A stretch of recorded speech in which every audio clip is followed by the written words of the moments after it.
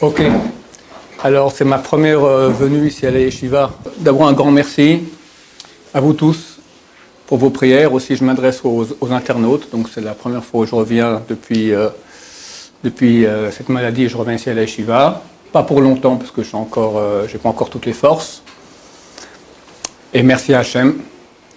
J'ai failli passer. J'ai eu une embolie pulmonaire qui n'a pas été découverte. Au début, ils ont cru que c'était une pneumonie, puis une deuxième pneumonie. Bon, à la fin, Baruch Hachem. Et je suis vivant. Donc, merci Hachem. Merci à vous tous pour toutes vos prières. Et il faut savoir que toutes ces choses-là qu'on passe sont fixées à peu près à cette période-là. C'est-à-dire que l'année passée, on est combien 12 jours avant Rosh Hashanah. Déjà, on parlait de cela dans le ciel. Est-ce qu'il va survivre ou pas? Et je ne sais pas si je méritais de survivre.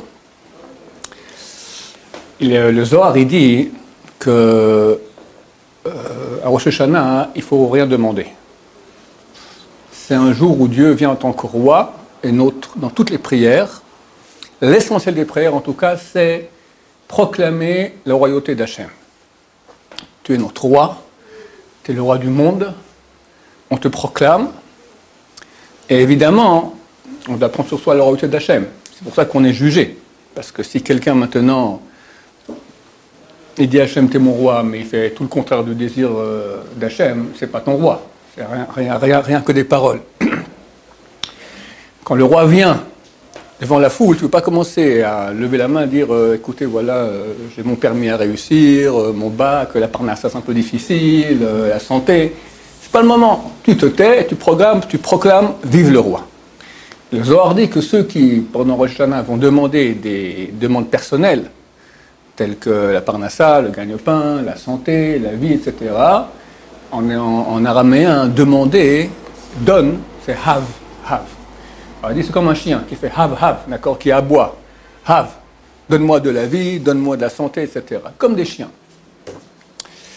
Néanmoins, les grandes générations, le Rav Eliashiv et d'autres, ont dit qu'à nos générations, c'est tellement dur pour nous, pendant le jour où tu es jugé, tout va être fixé. Ne rien demander à Hachem, rien que proclamer sa royauté, alors ils disent qu'on peut, et même qu'on doit. Ce serait même un manque de prise de conscience de la gravité de ce jour-là, que de ne pas demander à Hachem aussi des demandes personnelles. Mais, c'est là où je veux en venir.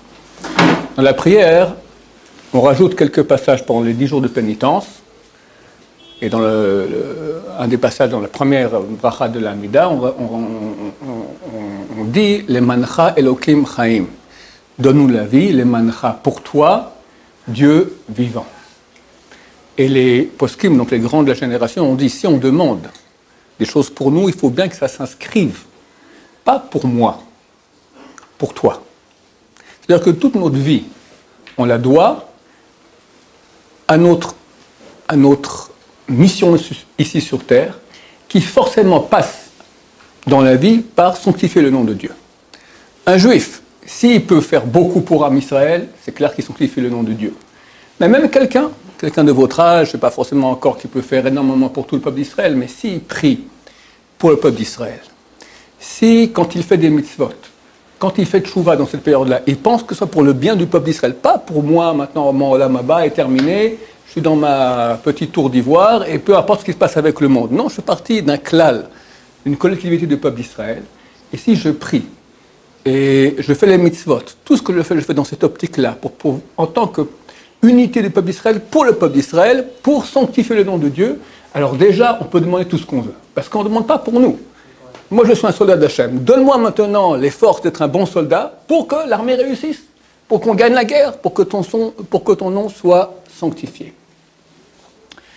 Personnellement, il est clair que les prières qu'ont fait toutes les personnes à mon intention, m'ont sauvé la vie, j'ai aucun doute là-dessus. Donc, encore une fois, j'exprime toute ma reconnaissance à tout le monde, parce que beaucoup de gens ont prié.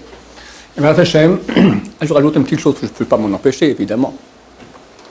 Alors, 2 personnes m'ont envoyé hier des mails avec 2 articles de 2 sources différentes, disant, vous savez, il y a le Gaon de Vilna, il a dit que lorsque la Russie va conquérir la Crimée, alors ma chère se rapproche. C'était il y a 2-3 ans. D'ailleurs, en attendant, Poutine a fait un pont qui va directement de la Russie. C'est une île, une presqu'île, la Crimée. Donc il y a un pont qui va directement depuis la Russie, comme ça. On l'a filmé, il a pris le camion, hop, comme ça, il a annexé, ça fait partie de la Russie. Et après, la Grande Villa, elle a rajouté, et lorsque des navires de guerre russes vont traverser le Bosphore, c'est donc Istanbul, en grand nombre, alors les Bnei Israël revêtront leur habit de fête pour recevoir Mashiach. Alors deux personnes m'ont envoyé un article disant qu'on a actuellement le plus grand déploiement de navires de guerre russes de toute l'histoire. Comme ça annoncent les journaux russes eux-mêmes. Qu'est-ce qui se passe? On n'est pas au courant. Il faut comprendre qu'aujourd'hui, tout va vite. Tu peux aller dormir ce soir, tu te lèves le matin, la Terre a changé, c'est fini, je ne sais plus, c'est extrêmement rapide. Les Russes veulent attaquer en Syrie les derniers niches de rebelles qui sont soutenus par les Américains. Ils ont peur que les Américains vont dire « vous avez attaqué avec du chimique, donc on va vous attaquer aussi en retour ». Comme il y a eu au mois d'avril, Trump est venu, il a envoyé quelques dizaines de missiles comme ça parce qu'on avait attaqué au chimique. Donc on a mis toute la flotte russe pour parer à cela. Donc on est contre une confrontation très prochaine entre l'Amérique et la Russie. Je ne sais pas, je ne suis pas prophète, mais les choses sont extrêmement tendues, avec l'Iran aussi. Début novembre, Trump a annoncé que plus aucun pétrolier iranien pourra sortir par le golfe Persique, par le détroit de Hormuz. Tu as le golfe Persique, au bout, tu as le détroit de Hormuz, qui est dans les mains des Iraniens. Il a dit aucun pétrolier iranien. C'est les sanctions d'embargo sur l'Iran. L'Iran a répondu, c'est nous qui tenons le détroit, où tout le monde passe, nous y compris, où personne ne passe. Maintenant, 70% ou 80% du pétrole mondial passe par le détroit d'Hormuz. Si jamais les Iraniens ferment cela, c'est la guerre, c'est clair. Donc, je ne sais pas ce qui va se passer dans les prochaines semaines, mais il faut se préparer. Ça fait partie aussi d'une préparation maintenant pour Rosh Hashanah, Yamim Noraim, Kippour. Je souhaite à tous que tout le monde soit inscrit directement dans le livre de la vie et de la vie du Mashiach Berachamim. Amen.